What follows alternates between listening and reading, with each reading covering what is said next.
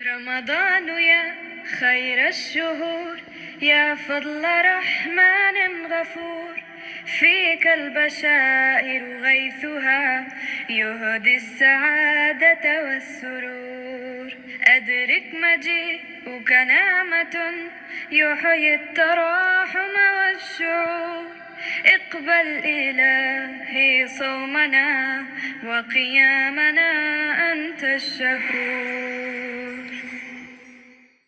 अस्सलामु अलैकुम वरहमतुल्लाहि वबरकातुहू।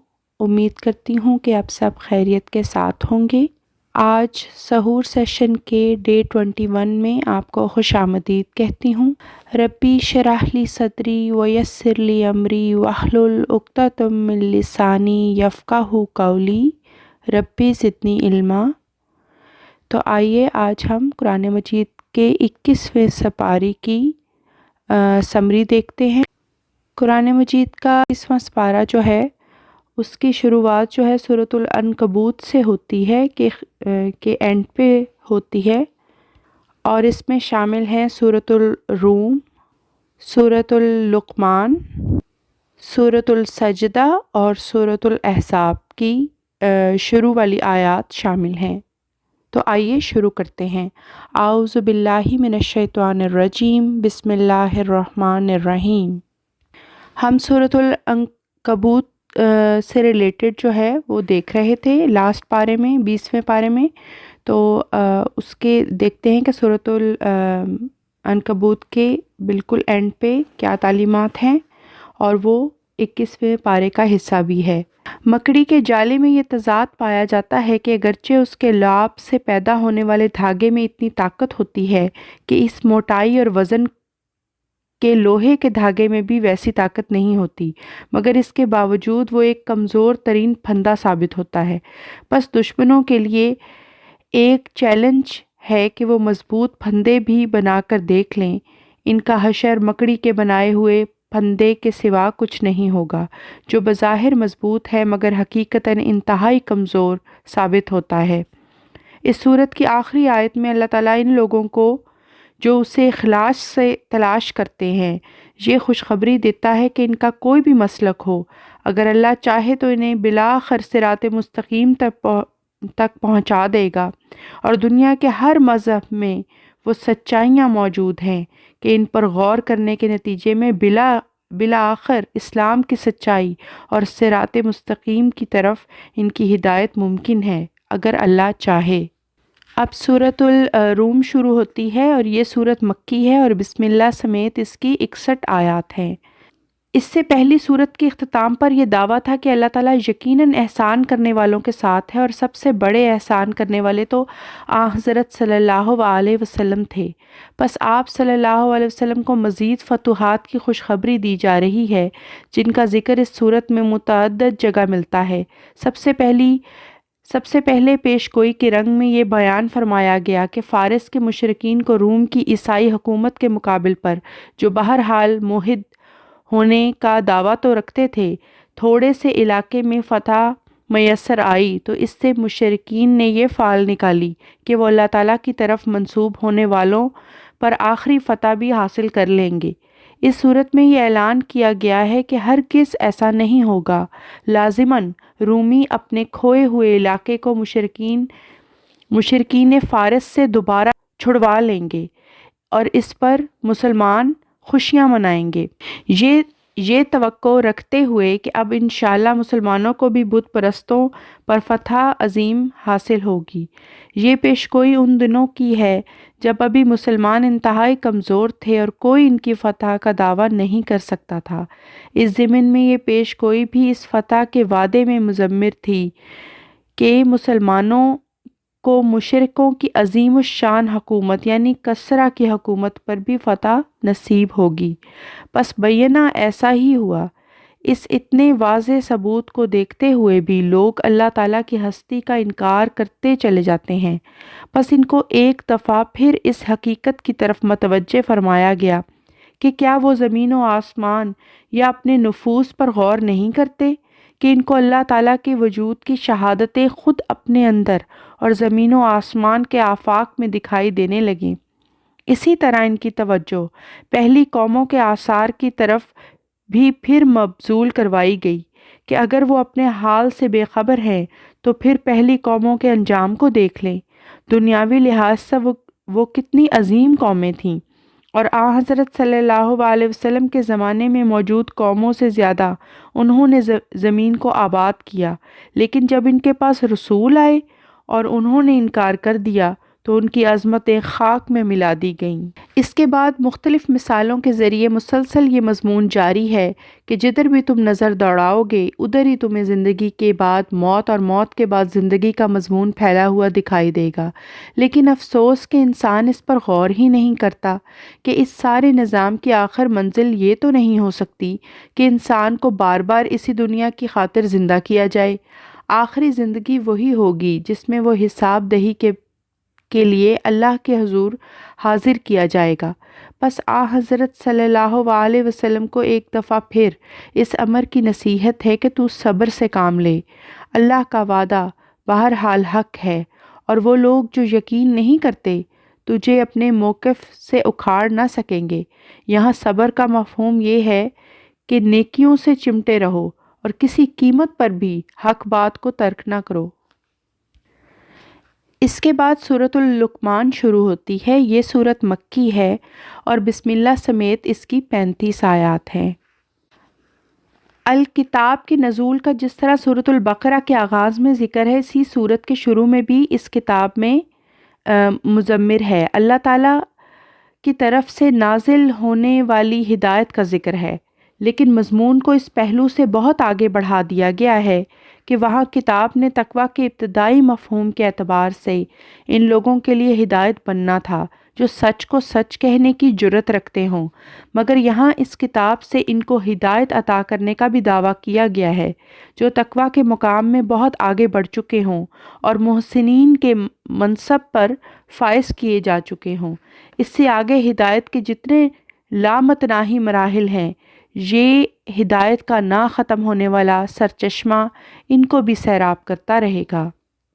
اس صورت میں ایک دفعہ پھر اس امر پر زور دیا گیا ہے کہ اللہ تعالیٰ کی بہت سی طاقتیں ہیں جن کو تم اپنی آنکھوں سے دیکھ نہیں سکتے، جیسا کہ کشش ثقل کو بھی دیکھ نہیں سکتے، تو پھر ننگی آنکھوں سے ان طاقتوں کو پیدا کرنے والے کو کیسے دیکھ سکو گے؟ حضرت لقمان علیہ السلام لوگوں میں بہت حکیم مشہور تھے، یعنی گہری حکمت کی باتیں کرنے والے تھے، اور اس صورت میں ان کی حکمت کی باتوں میں سے سب سے بڑی حکمت کی بات یہ ہے کہ اپنے بیٹے کو نصیحت کرتے ہوئے فرمایا کہ وہ کبھی اللہ کے ساتھ کسی کو شریک نہ ٹھہرائے۔ پھر ماں باپ سے احسان کی تعلیم دی، کیونکہ وہ رب سے اس معنی میں ذلی طور پر مشابہت رکھتے ہیں کہ بچوں کے پیدا ہونے کا ایک ظاہری سبب بن جاتے ہیں۔ اس کے بعد یہ تاکید فرمائی گئی کہ اگر ادنا سے ادنا بھی شرک کے خیالات تمہارے دل میں پیدا ہوئے تو اس علیم و حکیم اللہ کو ان کا علم ہوگا جو زمین اور چٹانوں میں چھپے ہوئے رائی کے برابر دانوں کا بھی علم رکھتا ہے اور خبیر بھی ہے۔ یہاں لفظ خبیر میں اس طرف اشارہ معلوم ہوتا ہے کہ وہ ان سے پیش آنے والے ان کے مستقبل کی بھی خبر رکھتا ہے کہ وہ کس انجام کو پہنچیں گے۔ اس کے بعد قیام صلاۃ کا وہ مرکزی حکم دیا گیا جو سورۃ البقرہ کے احکام میں سب سے پہلا حکم ہے۔ مومن کی زندگی کا انحصار سراسر قیام صلاۃ پر ہی ہے، اور امر بالمعروف و نہی عن المنکر کی توفیق قیام صلاۃ ہی کے نتیجے میں ملتی ہے۔ لیکن انسان کا یہ حال ہے کہ باوجود اس کے کہ اسے نیکی کی ہر توفیق اللہ ہی کی طرف سے ملتی ہے، وہ دوسرے انسانوں پر چھوٹی چھوٹی فضیلتوں کے نتیجے میں فخر سے اپنے کلے پھیلانے لگتا ہے۔ بس اس کو عجز کی تعلیم دی گئی کہ زمین میں انکساری کے ساتھ چلو اور اپنی آواز کو بھی دھیما رکھو۔ اس کے بعد انسان کو شکر کی طرف متوجہ فرمایا گیا ہے جو اس صورت کریمہ میں ایک مرکزی اہمیت رکھتا ہے۔ بار بار حضرت لقمان علیہ السلام اپنے بیٹے کو شکر کی نصیحت فرماتے ہیں۔ بس حضرت لقمان علیہ السلام کو جو حکمت عطا ہوئی، اس کا مرکزی نقطہ ہی شکر الہی ہے جس سے ان کی نصیحت کا آغاز ہوتا ہے۔ اللہ تعالیٰ کی نعمتوں کی تو کوئی انتہا ہی نہیں، جس نے زمین اور آسمان اور اس میں مخفی تمام طاقتوں کو انسان کی نشو و نما کے لیے مسخر کر دیا، حتیٰ کہ کائنات کے کنارے پر واقع گیلیکسیز میں بھی انسان میں مخفی طاقتوں پر کچھ نہ کچھ اثر ضرور ڈال رہی ہے، لیکن اس کے باوجود لوگوں میں سے ایسے بھی ہیں جو اس کائنات کا کوئی علم ہی نہیں رکھتے اور اپنی لا علمی کے باوجود بڑھ بڑھ کر اللہ تعالیٰ پر باتیں بناتے ہیں۔ ان کے پاس نہ کوئی ہدایت ہے اور نہ کوئی روشن کتاب ہے جس میں شرک کی تعلیم دی گئی ہو۔ یہاں کتاب منیر کہہ کر اس وہم کا ازالہ فرما دیا گیا ہے کہ بت پرستی اپنی بگڑی ہوئی تعلیم کے ثبوت کے طور پر بعض کتابیں پیش کرتے ہیں، جیسا کہ ویدوں کا حوالہ دیا جاتا ہے، لیکن وید تو کوئی بھی روشن دلیل نہیں رکھتے بلکہ اور بھی زیادہ اندھیروں کی طرف انسان کو دھکیل دیتے ہیں۔ کائنات میں اللہ تعالیٰ کی حکمت اور قدرت کے جو اسرار پھیلے پڑے ہیں، ان پر کوئی حساب احاطہ نہیں کر سکتا۔ یہاں تک کہ تمام سمندر بھی اگر روشنائی بن جائیں اور تمام درخت قلم بن جائیں تو سمندر خشک ہو جائیں گے اور قلم ختم ہو جائیں گے، لیکن اللہ تعالیٰ کی قدرتوں کے اسرار کا بیان ابھی باقی ہوگا۔ اس کے بعد ایک ایسی آیت یعنی آیت نمبر 29 آتی ہے جو انسانی تخلیق کے رازوں پر سے عجیب رنگ میں پردہ اٹھا رہی ہے۔ انسان کو متوجہ کیا گیا کہ اگر وہ رحم مادر میں تشکیل پانے والے جنین پر غور کرے تو وہ تخلیق کے کن بے انتہا مراحل میں سے گزرتا ہے تو اسے اپنی پہلی پیدائش کی پراسرار حکمتوں کا کسی قدر علم ہو سکتا ہے۔ چنانچہ سائنسدان قطعیت سے یہ بیان کرتے ہیں کہ حمل کے آغاز سے لے کر جینس کی تکمیل تک اس میں وہ ساری تبدیلیاں واقع ہو رہی ہوتی ہیں جو آغاز زندگی سے لے کر تمام ارتقائی کہانی کو دہراتی ہیں۔ یہ ایک بہت ہی وسیع اور گہرا مضمون ہے جس پر تمام اہل علم سائنسدان متفق ہیں۔ فرمایا یہ تمہاری پہلی پیدائش ہے۔ جس طرح ایک حقیر کیڑے سے ترقی کرتے ہوئے تم اپنی بشری صلاحیتوں کی انتہا تک پہنچے، اسی طرح تم اپنی نئی پیدائش میں قیامت تک اتنی ترقی کر چکے ہوگے کہ اس تکمیل شدہ صورت کے مقابل پر انسان کی وہی حیثیت ہوگی جیسے انسان کے مقابل پر اس بے حیثیت کیڑے کی تھی جس سے زندگی کا آغاز کیا گیا۔ اس صورت کا اختتام اس اعلان پر ہے کہ وہ گھڑی جس کا ذکر کیا گیا جب انسان مردوں سے انتہائی تکمیل شدہ صورت میں دوبارہ اٹھایا جائے گا، اس کا علم صرف اللہ ہی کو ہے کہ وہ کب اور کیسے ہوگی، اور اسی تعلق میں ان اور دوسری باتوں کا بھی ذکر فرمایا گیا جس کا صرف اللہ تعالیٰ کو علم ہے اور انسان اس علم میں کسی طرح شریک نہیں۔ وہ باتیں یہ ہیں کہ آسمان سے پانی کب اور کیسے برسے گا، اور ماؤں کے ارحام میں کیا چیز ہے جو پرورش پا رہی ہے، اور انسان آنے والے کل میں کیا کمائے گا، اور زمین میں اس کی موت کس مقام پر واقع ہوگی۔ یہاں ایک شک کا ازالہ ضروری ہے۔ آج کل کے ترقی یافتہ دور میں یہ دعویٰ کیا جا رہا ہے کہ نئے آلات کی مدد سے معلوم کیا جا سکتا ہے کہ ماں کے پیٹ میں کیا ہے۔ یہاں تک کہ اب یہ بھی علم ہو سکتا ہے کہ بچہ صحت مند ہے یا پیدائشی مریض ہے، لڑکا ہے یا لڑکی، لیکن قطعیت کے اس دعوے کے باوجود وہ ہرگز یقین سے نہیں کہہ سکتے کہ ماں کے پیٹ میں پلنے والا بچہ معذور ہے یا نہیں، لیکن ایک غالب امکان کا ذکر ضرور کرتے ہیں۔ اسی طرح ان کی یہ پیش گوئی بھی بارہا غلط ثابت ہوئی ہے کہ پیدا ہونے والا بچہ بیٹا ہے یا بیٹی۔ انسانی مشاہدے میں بکثرت یہ بات آ رہی ہے کہ بعض دفعہ زچگی کے ماہرین ایک بچے کی پیدائشی نقص کا بڑے یقین سے ذکر کرتے ہیں، مگر جب بچہ پیدا ہوتا ہے تو اس نقص سے مبرہ ہوتا ہے۔ اسی طرح بعض دفعہ یقین سے کہتے ہیں کہ لڑکی پیدا ہوگی مگر لڑکا پیدا ہو جاتا ہے، اور اس کے برعکس بھی ہوتا ہے۔ یہ بات تو بکثرت ہمارے روزمرہ کے مشاہدے میں آتی ہے۔ اس کے بعد سورۃ السجدہ آتی ہے۔ یہ سورت مکی ہے اور بسم اللہ سمیت اس کی 31 آیات ہے۔ اس کے بعد زمین و آسمان کے اسرار کا ایک دفعہ پھر ذکر ہے جن کو اللہ تعالیٰ کے سوا کوئی نہیں جانتا۔ پھر ایک ایسی آیت ہے جو حیرت انگیز طور پر کائنات کی عمر کا راز کھول رہی ہے۔ اللہ تعالیٰ فرماتا ہے کہ تمہاری گنتی کے ہر دن کے مقابل پر اللہ کا دن 1000 سال کے برابر ہے۔ اگر 1 سال کے انسانی دنوں کو 1000 سال سے ضرب دی جائے تو جو عدد بنتا ہے، اس آیت کریمہ میں اس کا ذکر موجود ہے۔ اور ایک اور آیت سورہ المعراج کی ہے، اس میں اللہ تعالیٰ فرماتا ہے کہ اللہ کا دن 50,000 سال کے برابر ہے۔ بس اس دن کو اگر اس 1000 سال والے دن کے ساتھ حسابی طریق پر ضرب دی جائے تو قریباً 20 بلین سال بنتے ہیں، اور سائنسدانوں کے نزدیک بھی اس کائنات کی عمر 18 سے 20 بلین سال تک ہے۔ اسی نسبت سے اللہ تعالیٰ نے ایک دفعہ پھر اعلان فرمایا کہ غیب اور شہادت کا علم رکھنے والا وہی اللہ ہے جس نے ہر چیز کی بہترین تخلیق فرمائی، اور حیرت انگیز بات یہ ہے کہ یہ ساری تخلیق عام مٹی سے کی گئی۔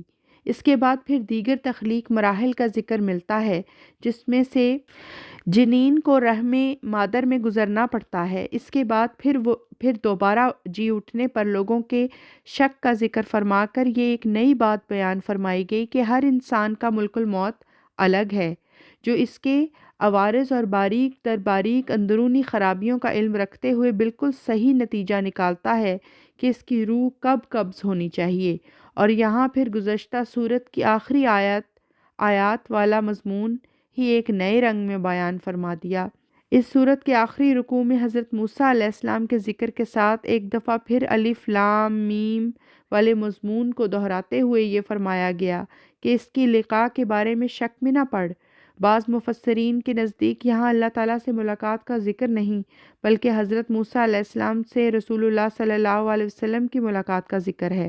اگر یہ معنی بھی لیے جائیں تو ظاہر ہے کہ یہ وہ ملاقات نہیں جو قیامت کے دن سب نبیوں سے ہوگی، بلکہ بطور خاص اس ملاقات کا ذکر ہے جو معراج میں حضرت موسیٰ علیہ السلام سے ہوئی۔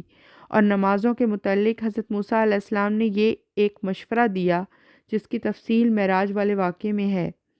اس سورت کی آخری آیت میں حضرت صلی اللہ علیہ وسلم کو دشمنوں اور ایذا دینے والوں سے اعراض کرنے کا ارشاد فرمایا گیا۔ اس کے بعد سورۃ الاحزاب شروع ہوتی ہے، اور یہ سورت مدنی ہے اور بسم اللہ سمیت اس کی 74 آیات ہیں۔ اس سورت کے شروع میں ہی گزشتہ سورت کے آخری آیت والے مضمون کو پیش کیا گیا، یعنی یہ کہ کفار اور منافقین تجھے اپنے مسلک سے ہٹانے کی کوشش کریں گے، تو ان سے اعراض کر اور ان کی اطاعت نہ کر، اور اس کی پیروی کر جو تیری طرف وحی کیا جاتا ہے۔ آیت نمبر 5 میں یہ دائمی اصول بیان فرما دیا گیا کہ انسان بیک وقت دو الگ الگ وجودوں سے بینہ ایک جیسی محبت نہیں کر سکتا۔ اس میں اس طرف اشارہ ہے کہ تیرے دل پر اللہ تعالیٰ کی محبت ہی غالب ہے، اور دنیا میں جو تو محبت کرتا ہے وہ محض اللہ تعالیٰ کی محبت کی بنا پر ہی ہے۔ چنانچہ وہ حدیث اس مضمون کو کھول رہی ہے جس میں فرمایا کہ اگر تو بیوی کے منہ میں لقمہ بھی اللہ تعالیٰ کی محبت کی بنا پر ڈالے تو یہ بھی عبادت ہوگی۔ اس کے بعد عربوں کی اس رسم کا ذکر ہے جو اپنے منہ سے اپنی بیویوں کو مائیں کہہ دیا کرتے تھے۔ اس رسم کا کلا کما کرتے ہوئے توجہ دلائی گئی کہ ماں اور بیٹے کا تعلق تو اللہ کے بنائے ہوئے قوانین کے مطابق پیدا ہوتا ہے، تم اپنے منہوں سے کیسے اس تعلق کو تبدیل کر سکتے ہو؟ اسی طرح اگر کسی کو بیٹا کہہ کر پکارا جائے تو وہ بیٹا نہیں بن سکتا۔ بیٹا وہی ہے جو خونی رشتے میں بیٹا ہو۔ بیٹا کہہ کر پکارنا صرف ایک پیار کا اظہار ہے، اس سے زیادہ کچھ نہیں۔ پھر اس مضمون کا اعادہ کرتے ہوئے کہا ہے کہ دلوں میں ایک ہی اولا یعنی سب سے زیادہ محبت کا حقدار ہوتا ہے، اور جہاں تک مومنوں کا تعلق ہے رسول اللہ صلی اللہ علیہ وسلم سب سے اولا ہونے چاہیے۔ اور اس کے بعد درجہ بدرجہ دیگر قرابت داروں کا ذکر ہے کہ وہ ایک دوسرے پر تمہارے قرب کے لحاظ سے فضیلت رکھتے ہیں۔ اسی صورت میں جس میں خاتم النبیین بھی ہے، اور بعض عرفان سے آری علماء اس کا مطلب یہ لیتے ہیں کہ آپ صلی اللہ علیہ وسلم آخری نبی ان معنوں میں ہیں کہ آپ صلی اللہ علیہ وسلم کے بعد کبھی کسی قسم کا کوئی نبی نہیں آئے گا۔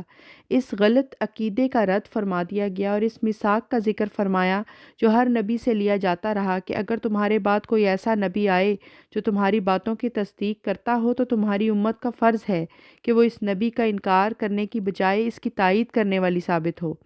اس صورت میں حضرت صلی اللہ علیہ وسلم کے متعلق فرمایا ومن کا کہ ہم نے یہ عہد تجھ سے بھی لیا ہے، بس آپ صلی اللہ علیہ وسلم کی امت پر یہ فرض عائد فرمایا گیا کہ اس شرط کے ساتھ کہ نبوت کا دعویٰ کرنے والا 100% حضرت محمد مصطفیٰ صلی اللہ علیہ وسلم کا تابع ہو اور اس نے فیض محمدی سے ہی نبوت کا انعام پایا ہو اور وہ آپ صلی اللہ علیہ وسلم ہی کی تعلیم بلا تغیر و تبدل پیش کرتا ہو اور اسی کے حق میں جہاد کر رہا ہو، تو پھر نہ صرف یہ کہ اس کی مخالفت تم پر حرام ہے بلکہ اس کی نصرت کرنا لازم ہے۔ اس کے بعد احزاب کے بنیادی معنی کو ملحوظ رکھتے ہوئے اس میں جنگ خندق کا ذکر ہے، جس میں تمام عرب کے احزاب مدینہ پر حملہ کے لیے امڈ آئے تھے اور ان سے بچاؤ کی کوئی ظاہری صورت ممکن نہیں تھی۔ اس وقت اللہ تعالیٰ نے آپ صلی اللہ علیہ وسلم کے حق میں یہ معجزہ دکھایا کہ ایک خوفناک آندھی کے ذریعے آپ صلی اللہ علیہ وسلم کی نصرت فرمائی، جس نے کفار کی آنکھوں کو اندھا کر دیا اور وہ افراتفری میں بھاگ کھڑے ہوئے اور بہت سی سواریاں جو بندھی ہوئی تھیں ان کو کھولنے تک کا انہیں وقت نہ ملا، پس اپنی سواریوں سمیت وہ بہت سا ساز و سامان پیچھے چھوڑ گئے اور وہ خوفناک غذا کی قلت جو مسلمانوں کو درپیش تھی اس کی وجہ سے وہ بھی دور ہوئی۔ اس واقعے سے پہلے اہل یثرب کی جو حالت تھی اس کا بھی ذکر فرمایا گیا ہے کہ اتنی خوفناک مصیبت اور تباہی انہیں دکھائی دے رہی تھی کہ خوف سے ان کی آنکھیں پتھرا گئی تھیں اور منافقین مدینہ کے مسلمانوں سے کہہ رہے تھے کہ اب تمہارے لیے کوئی جائے پناہ نہیں رہی۔ اس وقت مومنوں نے انہیں یہ جواب دیا کہ ہمارا ایمان تو پہلے سے بھی اور زیادہ مضبوط ہو گیا ہے، کیونکہ احزاب کے اس خوفناک حملے کی اس سے پہلے ہمیں خبر دے دی گئی تھی۔ ان کا اشارہ سورۃ القمر کی طرف تھا جس میں یہ آیت آتی ہے، پس اس جنگ میں مومنوں نے اپنے عہد کو پورا کر دکھایا اور اس میں کچھ ایسے لوگ بھی تھے جو اس وقت ساتھ شامل نہیں تھے لیکن انتظار کر رہے تھے کہ کاش ان کو بھی جنگ احزاب میں شامل ہونے والے حضرت صلی اللہ علیہ وسلم کے صحابہ کی طرح ثبات قدم اور قربانیوں کی توفیق عطا ہو۔ اس میں جنگ احزاب کے وقت غداری کرنے والے یہود کا بھی ذکر ہے، اگرچہ انہوں نے بہت مضبوط دفاعی قلعے بنائے ہوئے تھے، مگر جب اللہ تعالیٰ نے ان پر مومنوں کے غلبے کا فیصلہ کر لیا تو قلعے ان کے کچھ بھی کام نہ آئے بلکہ خود اپنے ہاتھوں سے ان کو مسمار کرنے لگے۔ اس میں ایسے علاقوں کی فتوحات کی بھی پیش گوئی ہے جس میں ابھی تک مسلمانوں کو قدم رکھنے کا موقع نہیں ملا۔ دراصل اس میں پیش گوئیوں کا ایک لمبا سلسلہ ہے۔ اس سپارے کے آخر میں جو ہے وہ حضور صلی اللہ علیہ وسلم کی ازواج کو نسائے ہیں، جس میں یہ ہے کہ اللہ تعالیٰ نے فرمایا ہے کہ اے نبی اپنی بیویوں سے کہہ دے کہ اگر تم دنیا کی زندگی اور اس کی زینت چاہتی ہو تو آؤ میں تمہیں مالی فائدہ پہنچاؤں اور عمدگی کے ساتھ تمہیں رخصت کر دوں، اور اگر تم اللہ کو چاہتی ہو اور اس کے رسول کو اور آخرت کے گھر کو تو یقیناً اللہ نے تم میں سے حسن عمل کرنے والیوں کے لیے بہت بڑا اجر تیار کیا ہے۔ اس کے ساتھ ہی 21ویں سپارے کا اختتام ہوتا ہے اور آج کے سحور سیشن کا بھی۔ انشاءاللہ کل کے سحور سیشن میں ملاقات ہوتی ہے۔ السلام علیکم ورحمۃ اللہ وبرکاتہ وآخر الدعوانا ان الحمد للہ رب العالمین۔ اللہ حافظ۔